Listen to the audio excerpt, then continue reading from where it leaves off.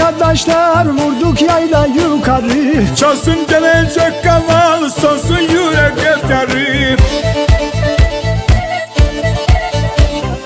Herkes gideyi hadi, biz de gidelim yaya. Toplanalım uşaklar, çıkacağız yaylaya. Oyna horoni oyna, çimeni eze eze, at kendini yaylaya, dağları geze geze. Oyna horoni oyna, çimeni eze eze, at kendini yaylaya, dağları geze geze.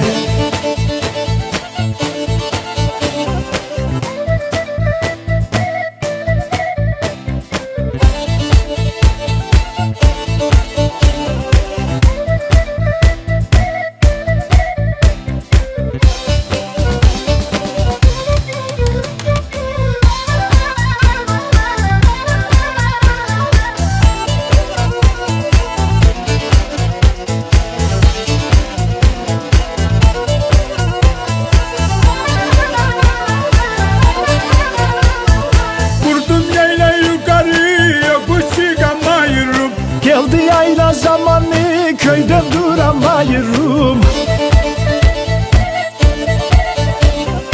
Yokuştur yayla yolu, yorar adamı yorar. Böyle düzlüklerinde sevdalık nasıl sarar.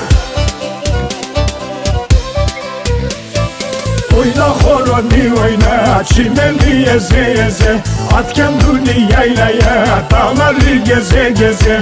Oyna horoni oyna, çimeni eze eze, at kendini yaylaya, dağları geze geze.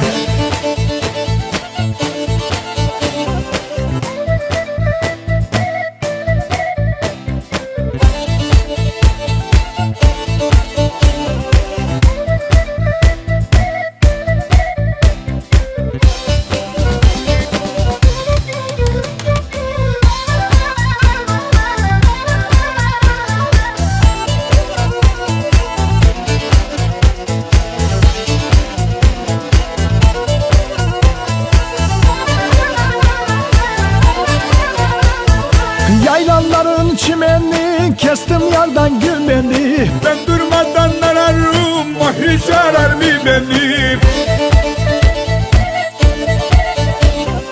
Yaz ayları gelende yeşeriyor çimenler. Sevdalı sevdasını yayla düzünde bekler. Oyna horoni oyna, çimeni eze eze, at kendini yaylaya, dağları geze geze. Oyna horoni oyna, çimeni eze eze, at kendini yaylaya, dağları geze geze. Oyna horoni oyna, çimeni eze eze, at kendini yaylaya.